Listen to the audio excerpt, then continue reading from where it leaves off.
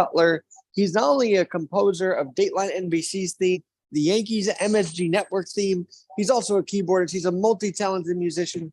And Rick Cutler, thanks for joining this podcast today. Thanks so much for having me. On television, I composed all of the music for the Gregory Hines show. Gregory Hines was no longer with us, but one of the major tap dancers of our time. And sure. he had a very short-lived sitcom on CBS, and I did all the music for that. I know that you're out there. Tell me about composing and working with NBC, because that's a big network to work with. And you've done Dateline, you've done the Today Show. So what we hear on TV is what you compose. Is that right? Well, pretty much. Those pieces of music you referenced I actually co-composed them with a guy named Michael Karp, who I was working with at the time. And out of the two of us, he was the one who dealt with all of the business side of the music business. So he was the one directly dealing with NBC and whoever else from the network was involved. So I was spared that.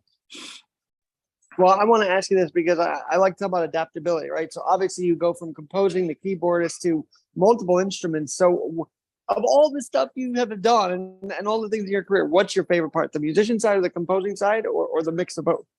Oh boy, a mix of both. Yeah, I can't say one or the other is my favorite. I mean, and also being a multi-instrumentalist, people ask me a lot, well, my main instruments are drums and piano and keyboards. People ask me a lot, what do you like better? And I can't answer that either, because when I play too much of one, I miss the other. You're continuing your career. Tell us about the album that's out now. Well, the album is called The Unfolding, and it's coming out in a couple weeks. And I don't know if you're able to check out any of my other music, but this album kind of continues in the vein of having different size groups, from just solo piano, which is just myself, to trio, quartet, and quintet. There are 14 pieces. I wrote 13 of them. The only one I didn't write was a piece called Butterfly, a beautiful piece written by my friend named Hiroki Endo, who lives in Tokyo. And we collaborated on that when he was in New York a number of years ago. Oh, actually, and then there's one other piece I didn't write. So that's out of the 14, there's only 12. The first piece on the album is called Airwaves by a guy named Thomas Dolby. I don't know if you remember him. She Blinded Me with Science. Yeah. Love that song. I gotta ask you this. When you hear your music, though, on the television or even commercials or however your music is composed and played, what's it like to hear it on television? It's a great feeling. It's a very satisfying feeling to know that it made it. It's very interesting writing music for television. Many, many, many times you'll write a piece, submit it, and then get notes, quote unquote, as to how it should be changed from the network. With the Gregory Hines show, that was a dream come true, because basically whatever I wrote just went on the air as is. I didn't have to go back and forth with notes, change this, change that. It just, what I wrote went straight on the air, and it was just a joy to do. I just didn't know if there was sort of like a competition back in the day to get music played on TV. No, there is. There totally is. There's, for example, when NBC might just ask for, we like this show later today I was talking about. They say, well, we have a new show coming on later today. Please submit some music. They may send that message out to like a dozen composers, So there is a competition, although you really don't know how it goes down, what happens behind the closed doors when they start talking about the music. That you never really know. Basically whether you got the gig or you didn't. Well, how do you have those connections to get even played on NBC? I got to ask that. How do I get those connections? Well, through this guy, through this guy, Michael Karp. Before I started writing with him, I played for him, played drums and percussion for a lot of his work. And then as time went on, he started to hire people to write with him. So that's how that happened. Anybody that you sort of idolized or were inspired by to be on the drums? Oh, yeah. Well, I'm pretty much a jazz guy. I came up listening to jazz. That was kind of through my dad, starting with the old big band music of the 30s. But my favorite, and this is for, you may not have heard of these guys if you're not really into jazz. My favorite drummer of all time is a guy named Tony Williams, who played with Miles Davis in the 60s. And then he formed his own band toward the late 60s and early 70s. And he's my very favorite. He's not with us anymore. As far as living drummers, I guess I would say my favorite right now is a guy named Jack DeJohnette, who also played with Miles and Bill Evans and a ton of people. So as far as drumming idols, when I was a kid, I started playing the drums at 5 and a half. When I was a kid, through my dad, who was, like I said, was a lover of music of the big band era, there's a guy named Gene Krupa who played Sure, I've heard of that name. Yeah. So he was my very first drumming idol, back when I was 5, 6, 7 years old.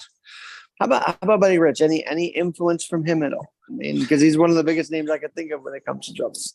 Buddy Rich was a phenomenon, and I actually wound up studying with a guy who was very close to him named Henry Adler, and they wrote a drum book together, and they were very close friends. And even though I can't, he's phenomenal. I mean, there's no two ways about it. To watch him play is like seeing some alien who came down and just was able to sit down at the drums and do whatever they wanted to do. So technically speaking, he's unbeatable. So I love Buddy Rich. How did you know you wanted to write the music in addition to play the music? How did I know that I wanted to write? The answer to that was very simple, because I wanted to make a better living than just playing. Because composing, there's more. As a successful composer for TV, radio, whatever, there's more. There's just more money involved, And like, for example, you're dealing, like when you're a player, you might get residuals. Do you know what those are? Like sort of royalties, if you will, right? Exactly. And as a player, if something remains on the air for a while, you might get that. But the bottom line is, as a player, most of the time you're dealing with hundreds of dollars. As a composer, you're dealing with thousands of dollars. So I wanted to make the move to composing, actually just to make a living, a better living. And fortunately, I was able to do that. I wonder if that's because doing gig life, because a lot of musicians go out on the road and they do gigs and all this other stuff. Did that get a little tiring, or however you want to put it, so that you want to start writing and make more money? Or do you love the gig life as well? Oh, I love the gig life. I mean, I was on the road with Gregory Hines for 18 years. And it was one of the highlights of my life, because he was such an incredibly great guy to work for. I was also on the road with Liza Minnelli for 8 years.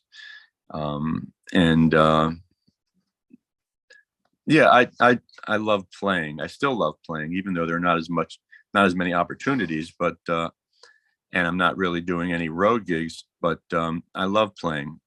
I love both, playing and composing. This conversation brings to mind, you mentioned players. Well, a baseball player, you had produced music for the channel he was featured on a lot, Bernie Williams, became a musician after his playing days. Right. That's right. But let's transition to that, because I was so hooked when I said, "Oh my God, he did the Yankees MSG theme." Like I grew up with that theme. Sorry to interrupt, but I'll tell you, I met Dave Winfield, and in a jazz club I was playing, and I usually don't. I'm a little shy about asking for autographs, but there he was in the audience before we started playing our first set. And this was in Washington, D.C. And I just went over to him and said, "Oh, I'm such a Yankee fan. I've been a Yankee fan my entire life. Would you mind signing your autograph?" And he was very, very nice. And he goes, "Well, I'm a fan of you guys too," which made us feel good. Well, that is pretty cool. That music with MSG sort of set the tone for any day. I mean, I think of Jim Cott and Ken Singleton and, Michael. Well, Michael was on the radio first before he went to TV, Michael Kay. But on the TV side, that was an era, man. And he had a few championship winning seasons there when MSG had the team. Yep. And I'm proud to say that I was in Yankee Stadium the night they won the World Series in 2009. And that was thanks to my son. My son had a connection to get tickets to playoff games and to the World Series, and we did go to the World Series, and it was the night that they won it all. It was a thrill. Now, being the Yankee composer for MSG, for the MSG, are you a Yankee fan? I'm guessing too. Is that big time? Yeah? Big time. From when I was about 7 years old to now. So, when you're asked to do radio, is your technique changing at all compared to TV? Not really, because when you're writing for radio, any medium, you're given instructions, and mostly adjectives of what they would like it to sound like. And when you're dealing with these people, these are not musicians, Somewhere I have a list. It could get very confusing, because sometimes they'll give you a list this long with adjectives. We want it to be bright. We want it to be interesting. We want it to be thought-provoking. We want it to be this. And it's very hard to, we know you kind of have to pick and choose what emotions you want to produce on that list, because some of them are contradictory. We want it to be bright, but we want it to have mystery, for example. It's kind of that happens.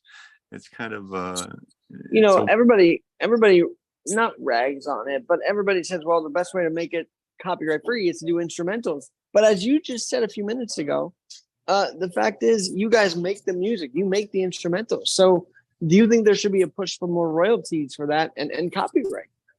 I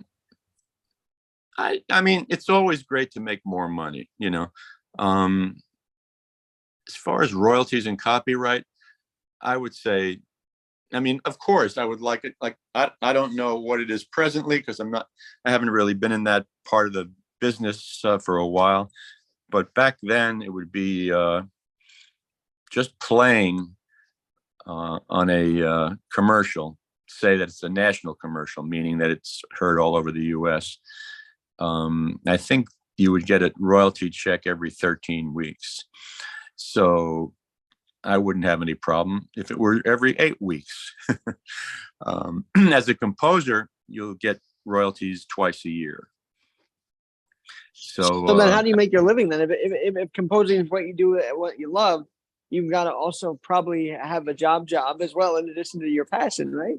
No. All I ever did in my life was play music as a living. I did many gigs. I did a couple of things with the New York Philharmonic Brass Quintet at Lincoln Center. I also see that you performed on Broadway, which is pretty cool. I want to get to that for a second, because I knew Jim Rado through a family. Really? And and hair has kind of been a theme. Clearly I'm still growing it out now, but no, hair mine is gone. Hair has sort of been a staple. But tell us what you did on that show. Oh, well, my history with hair, those are my best memories of Broadway.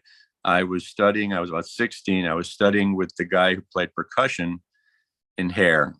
And one day he just said, I can't make it on this particular day. You think you could do the show for me? And I said, yes. And that led to being a sub on the show. When I say this is the very, very, very first incarnation of the show, when it first hit Broadway. And I wound up being a sub on percussion and being a sub on drums, which I loved. And well, the music. It's just so much fun. Oh my gosh. Well, so much he and to say. Jerome, I mean, I guess were really close, and it's a shame we lost Jim this past year, but Oh uh, wow, no then. And you Jerry is know, also gone, right? I believe so. But what can you tell us about working with the both of them, because they seem to have this electric combination, right, as the writers of pair? I didn't really have that much interaction with either of them because in the band there was a musical director, and I was just the drummer. And I should also say that they tried to bring Hair back to Broadway about in the mid '70s, and it didn't do well. They wanted to be kind of like a period piece, but it was too soon, so it actually didn't do really well. But I mean, I have a very, very vivid memory of Jerry Ragney. We went to down to Washington D.C. They took some of the New York musicians down to Washington D.C. to open the D.C. production, and Jerry was down there, and I have just a very vivid memory. We were at a very nice restaurant, probably the band and the musical director and Jerry, and I guess Jim probably was there too, and Jerry was very exuberant, to say the least. And I just have a memory of him lying on the floor of the restaurant, just kind of just, stretching out and relaxing. Well, I'll tell you, I think Hair embodied who they both were. That was their nature, their wildness, their exuberance, as you say, and that they really expressed it. So with that being said, as a musician, expressionism is so important, is it not? Sure. So how do you feel like you've, over your career, shown that expressionism, if it's sort of marching to your own drum, if you will? Well, when it comes, I mean, I have this album, The Unfolding, that's coming out in a couple of weeks, which is my 6th album. And that's just who I am as a musician. I mean, there are no, the buck stops with me. I produce the records, I hire the musicians, I help mix it. But when it comes to doing these other gigs like Hair or writing, you're not really talking in the zone of passion. It's a job and it's a craft. You get the work because you're good. And by good, I would just say, listen to what's on television now. Listen to the music on the Oscars, the key that unlocked the door to anybody making music. And I don't know how familiar you are with music composition programs, but there are programs now that have pre-recorded little snippets or samples of drum beats, for example, or what horns might play, what saxophones might play, what a guitar might play.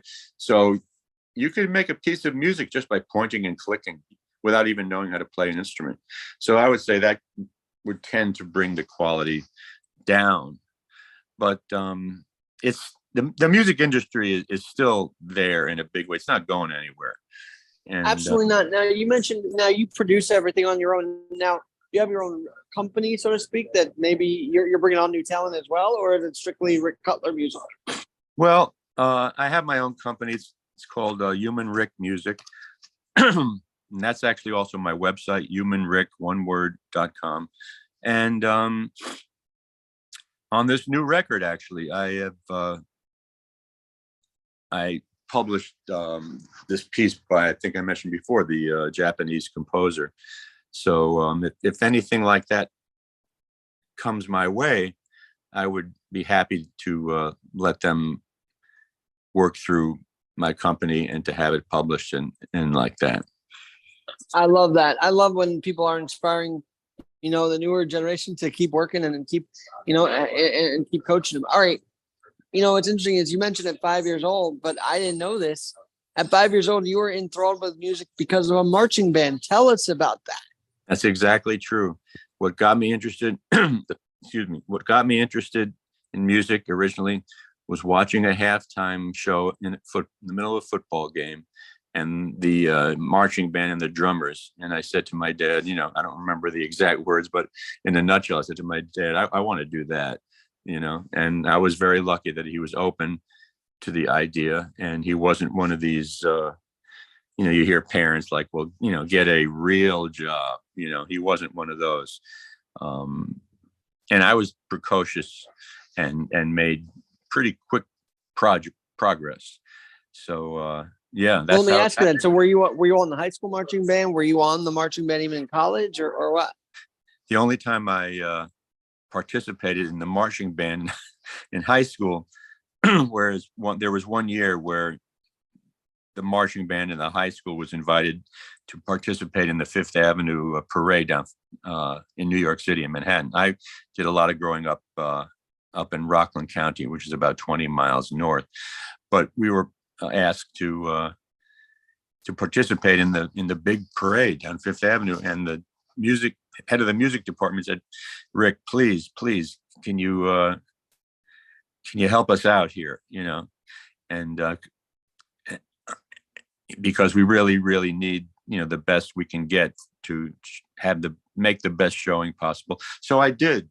I did march in the marching band one time down Fifth Avenue. I was on St. Patrick's Day, which is coming up, by the way. I can't wait. I love that holiday. I love St. Patrick's Day in New York City. We were marching down Fifth Avenue that day. That I made some beats for the band because I wasn't the only drummer. You see like a whole line of drummers, right? And so I wrote up about 2 or 3 beats, and I was in the center. And at certain times, I would just, hold my fingers up to both sides and say, we're going to change to beat 2. And we did. And something I don't think about very often, but it was a fun experience. You see all these guys have a band, right? You saw Duke Ellington have a band. You saw Miles Davis have a band. Did that ever inspired you to start? And I know you're doing the 6th album, but did you ever want to be starting a band like these other classics?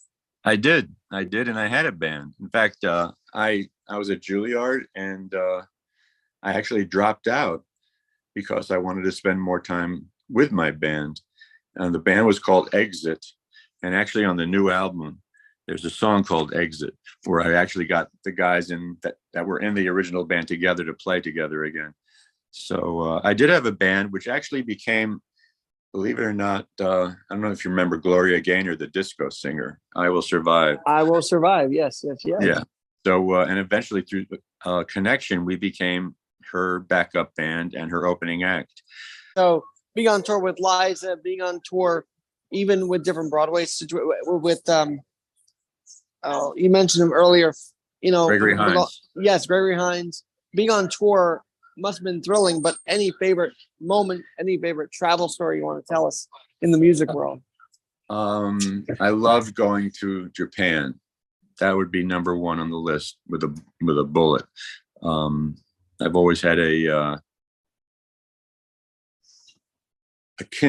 natural kinship to Japan, and even to this day.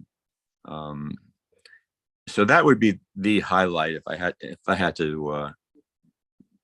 Did you ever play the Blue Note either in Japan or in NYC? On Blue Note Records? Oh, actually, the Blue Note. Oh, you mean the Blue Note? I see. I understand what you said. The Blue Note, the club. Yeah. No, I haven't. But here's an interesting story. Remember, I told you how I used to play with all these Jewish guys, and before the Blue Note was the Blue Note in New York City, it was a club called David's Harp, and I was in the house. I was in the house band of David's Harp, where we played all kinds. I learned so much about Middle Eastern music, kind of like fanning out from just the Jewish stuff. I learned about Arabic music. I learned about Persian music, and I learned about Armenian music, which I have a especially close feeling about. So anyway, but the answer to your question is no, I've never played any of the Blue Notes. Well, what's the story? I'm kind of curious now. So did you get to play in the band before it was Blue Note? That's exactly right. It was, like I said, before it was Blue Note, it was called David's Harp. And the layout is pretty much the same as the Blue Note is right now. Not that much different. And yeah, I was, that was a gig that was probably about 5 or 6 days a week. And I was in there a couple of years at least. All right. I kind of asked you the superficial question. What's it like hearing your music on TV? but what's it like playing it? Because there's a difference between hearing it and actually, well, writing it, but of course playing it. So what's the feeling when you get behind the drums, they get behind the keyboard, or whatever instrument of the day it is for you, right? What's it like for you? It's a complete and total joy. I mean, if I didn't love it as much as I do, I wouldn't be doing it. That's the simple answer to the question. It's what I love to do, and it's all I know how to do. So I'm just lucky that I'm still able to do it, and I'm still able to write and get my albums out and get people to hear it. And I'll probably be doing it for the rest of my life, because it's a love and it's a passion. Would you recommend people listen to your first few, your first 5 albums to get a feel of the 6th? In other words, is this like a part of a series that you're releasing this album? I wouldn't call it a part of a series, but they could listen to the new album without having listened to any of the other ones and enjoy it. But of course, I would want everybody to listen to all my records. That also is a joy when I get weekly statements where I'm told, well, your record or this song was played in Istanbul 3 times this week, or it was Shazammed in Los Angeles. That's a very satisfying feeling. Well, luckily with this podcast, I kind of get demographics so I could see where and geolocation. So I'm like, wait a minute, other cities are listening to this. I'm just a kid from New York, Which brings me back to you. Are you a New Yorker by blood? Is this your hometown? Yeah, I was born in the Bronx. Okay. No wonder you're a Yankee fan then. It makes sense. That's right. Well, I thank my father for that. Although he was, my first game was at Yankee Stadium, the old Yankee Stadium, of course. But we did go to, I don't know if you remember the Polo Grounds. Yeah. Well, I don't remember it, but I remember hearing about it. So, the Polo Grounds is where when the Mets were formed, that was their stadium. That was the first stadium they played in, which was on the east side of Manhattan. Hard to believe that they were able to construct a baseball stadium in the middle of Manhattan, but they did. So I was able to go to the Polo Grounds once, but it was always the Yankees from, You've got to collaborate with Terry Cashman. I feel like I think he's still around. Terry Cashman and talking baseball. I feel like you two would get along real well because you have that passion for music and sports, right? And baseball. I love baseball. I try to go to at least one game a year. And like I said, we were there when they won the World Series in 2009. You would have loved that. It's because after they won, I swear to God, the stadium, and I'm sure you've been to Yankee Stadium a number of times. I was there the same night. I was actually. Were you really? Yeah. I was there wow. In the suites, actually, because of my connection with the Steinbrenners. So that was really special. But I tell you, the energy was different to me because it didn't feel like the old Yankee Stadium. It just felt very big and wide. And I mean, I guess in the certain sections, the crowd was going wild, but as a stadium, it felt like not as emotional. I guess. I don't know. Well, being in a suite I would imagine is a totally different experience, but we were, out there in the crowd, and it felt like the stadium was going to like collapse from all the energy, And it was just built that a year later, right? But all right, Rick, I got to ask you this: do you have kids? Do you want to pass on the love of music to your children now, or what's the game plan? Well, I have a son. And he's a music lover. When he was younger, he showed a little bit of interest in music, and I gave him some drum lessons, but it never really took. We put him in a preschool music class, and he was the best in the class. And they told us, well, he might be ready for piano lessons and this was at the age of 3, but he didn't have the patience for it. And I also have a grandson who's turning 6, and he's taking piano lessons, and I'm able to show him little things here and there. 6-year-old's attention span is not the greatest, but I do get a joy out of whenever he comes over. We'll like jam. I'll have my electronic drum pads, and he'll sit at the piano, and but he's taking music lessons and he loves it. So I guess Gotta ask you. No, that's beautiful. Gotta ask you about the pandemic real quick, because obviously now it's about 3 years since it all shut down. And I think that was the creatives' gold mine, because you could be more creative when you're in lockdown. I hate to say it that way, but it just felt that for a few minutes, didn't it? Well, the best thing about the pandemic, in my opinion, for musicians, was the fact that musicians who were used to be in the concert halls, which were closed, now would perform on a Zoom call like this. And you would get to hear much more than you probably would have if the pandemic didn't happen. But the pandemic was I had COVID for 3 weeks. It was horrible.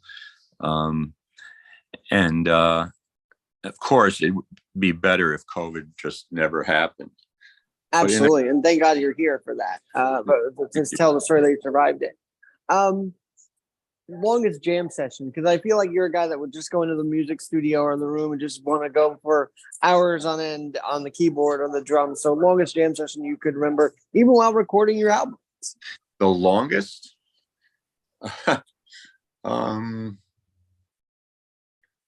Well, I remember times just recording the record where I might have been in the studio like 6 to 8 hours.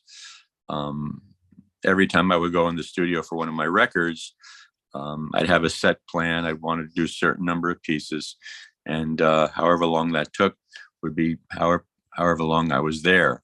So I'd probably say like 6 to 8 hours. Oh, I meant but on a continual basis, you jam for like an hour or so, take a break. Oh, and then jam, just playing. Just riff, yeah, man. Just playing. I've been to so many over the years. It's really hard for me to say. I mean, 3 or 4 hours, maybe. Not playing continuously, playing different tunes, but maybe around 3 or 4 hours. All right. I saw that you like to mix genres a little bit, or talk about the mixing of the genres. So I got to say, when it comes to jazz, I feel like that's Coltrane. I can't explain it. It just Coltrane mixes it all together. And I was trying to find the word this whole interview, or the comparison, to ask you, is it sort of like the Coltrane style where you throw all the music together in an artful way, of course, but it is Coltrane-like?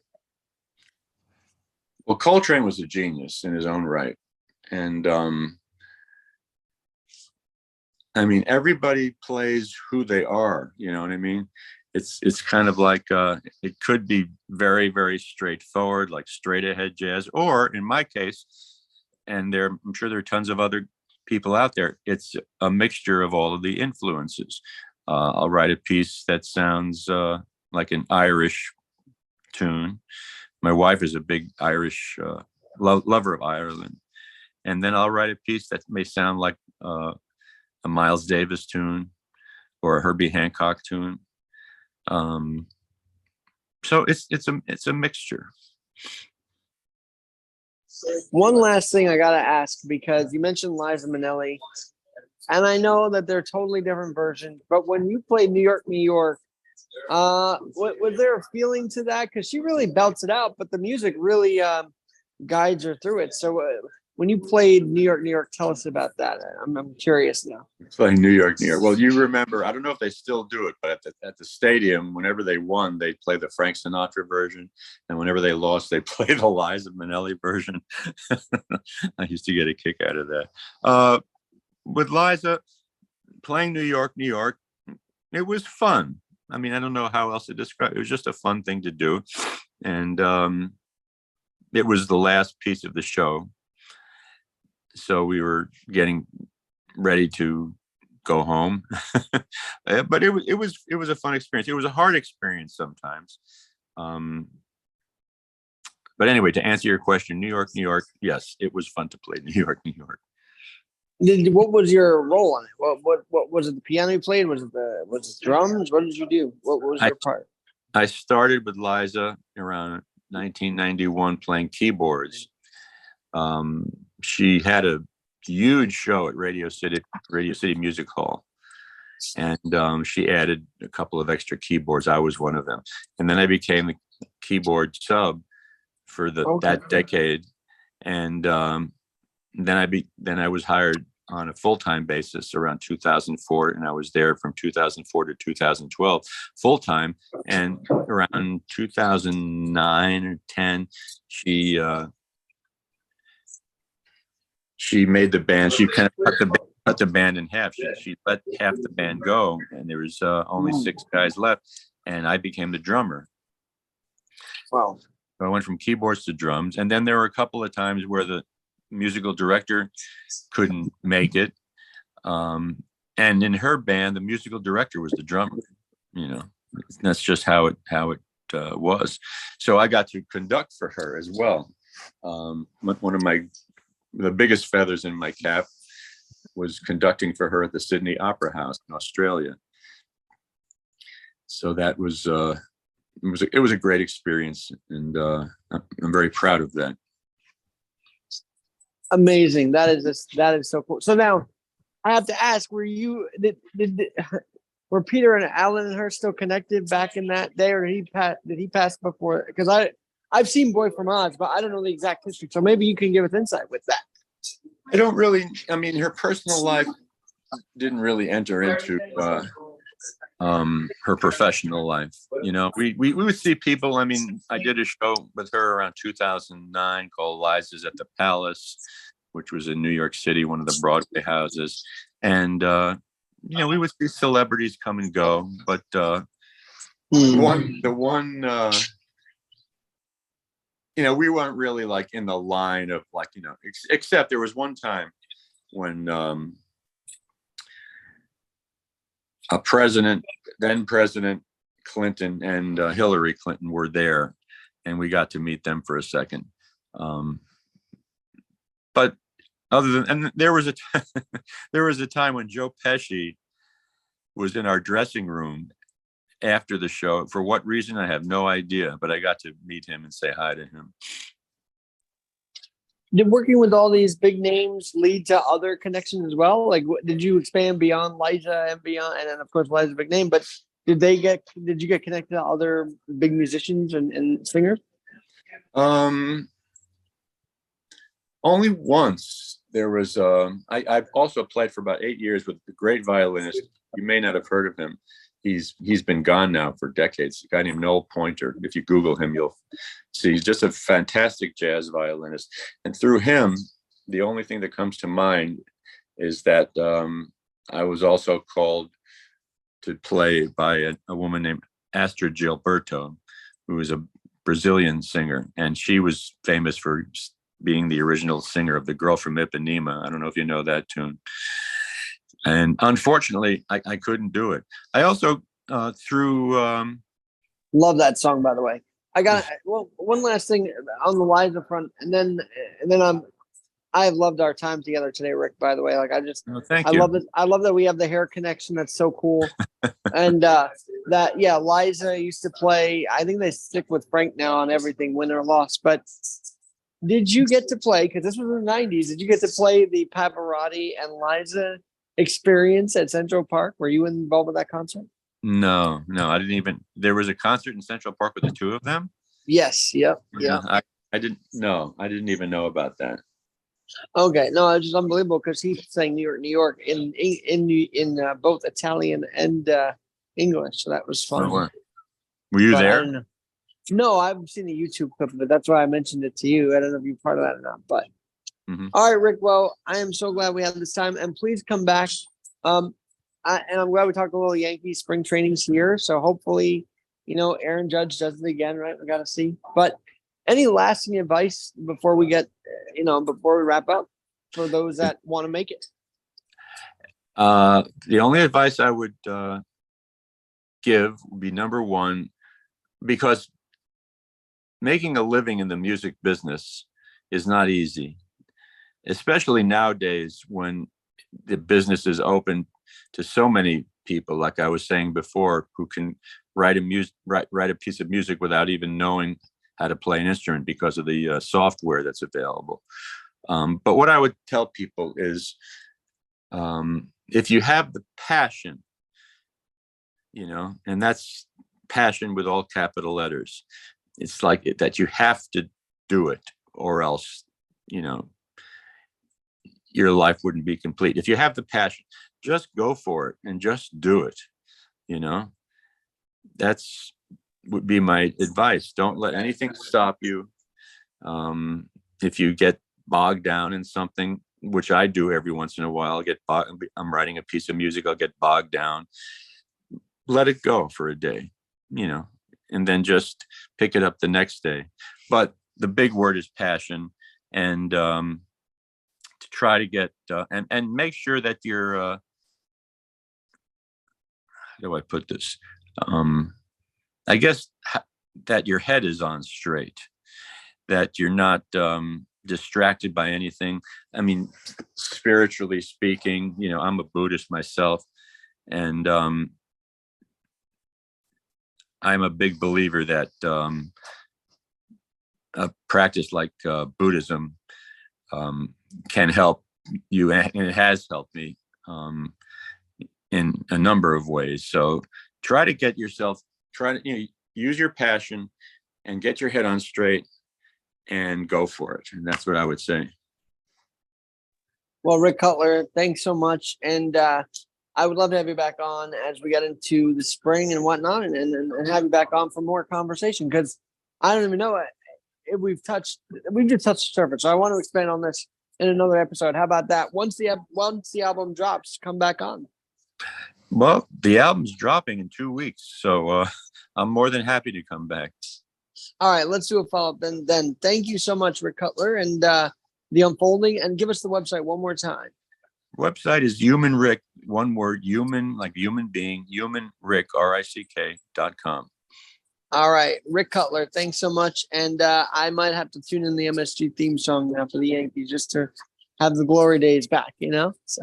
Well, have fun with that. I don't know where you'll find it, because they've been using a different theme for so long, but this was when they first started on cable, when they went from, I think it was Channel 11 carried their games. I'm not 100% That's sure. right. Yeah. And then MSG. Well, Rick, thanks so much. And we'll do this again soon. Okay. Thanks so much, Alex. Great to be here. I'm Alex Garrett. This has been the Alex Garrett Podcast Network.